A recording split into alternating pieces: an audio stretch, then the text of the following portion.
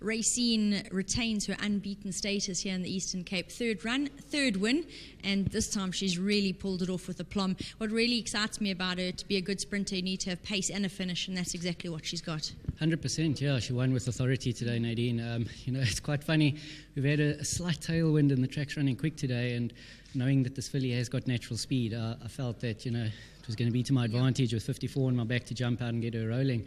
And it was just the filly drawn next to me. I didn't want her to dictate to me. She pinged the gates, and I'd gone about a furlong and then realised that the wind had turned around and come up, and all of a sudden I was punching the breeze, going sectionals that I wouldn't normally have gone. But she seems to be quite comfortable in her cruising speed, and I remember how she kicked for me last time, so I just held her up for a while, and then when I let her slide, she kicked again. As you say, she's got a very high cruising speed, and she manages to quicken off it, so it's a big asset for her. Let's hope she's not done here, because 3 in a row, very impressive, and well done to the Fosters. It certainly is. I really liked her. I know she's taking a step up in class, but something that really caught my eye is that you won in yielding going last time out, and the time that you managed to produce, despite the fact that the track was sticky, was what really caught my eye. Yes, and today with being on top in that, and she likes to get over the turf quickly, was all to her advantage. There were 7 for me to choose from here. It's always a tricky choice. I just felt that with 54 on her back, the others were going to battle to give her that sort of weight. Outlanders the more.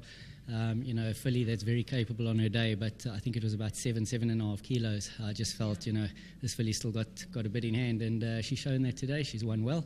Well done to Ellen, and as I say, to Alec and Gillian Foster. Nice to have them back in the Cape. Let's hope they have a happy summer. Cracking day so far. Well done. Yeah, thanks, Nadine.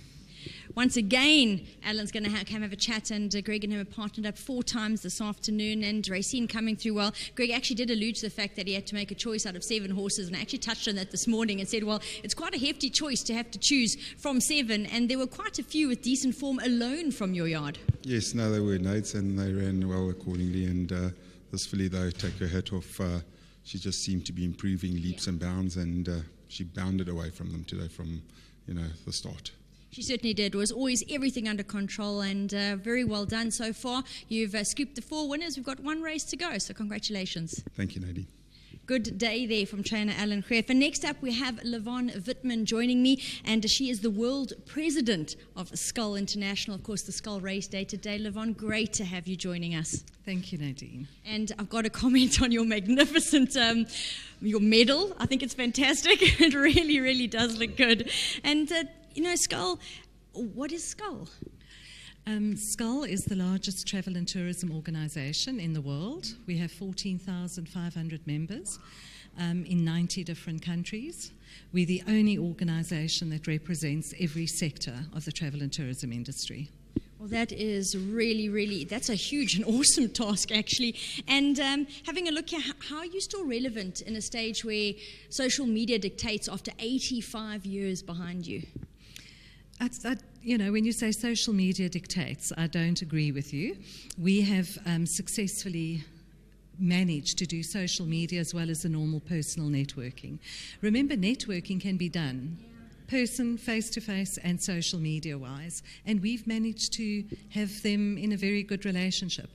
We do a lot of social media. Skull is on LinkedIn, Pinterest, Facebook.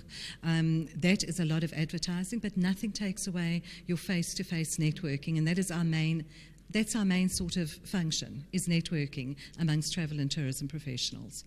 And looking toward the future, I read here that your international organization's got the power base in Europe. So how's it going to contribute towards tourism growth in South Africa and the African continent in general? First of all, when you say tourism base, we just have a head office in Spain. So it doesn't mean that's the base. They do not regulate us. Each continent, each club, we look at what is happening local. So we act local, but we think global. And at the moment, we've got a huge regeneration of the African continent, which is very, very exciting. We've got 7 clubs in South Africa, and we have 7 countries only out of the 54. So with that, we are going to expand. It means nothing. We are activating tourism. We are making tourism relevant in South Africa and Africa, irrespective of where our base is. Well, you've got 85 very, very good years behind, powerful years that you've built on and expanded, and here's to many more. Congratulations. Thank you, Nadine. Fantastic race day, our Skull International Race Day, and we've seen many sponsors come through. The day has been very well supported, and as you can hear, this is a very big organisation, very well run, and very well done to them. Very well done as well to Racine and to Mr. and Mrs. Foster, who have now managed to get her to 3 wins locally from 3 starts. She's now a total 4-time winner, definitely a very special sprinting type, and she's won in fine style today. Race 7 now all clear, 9, 10, 1, 11, 5.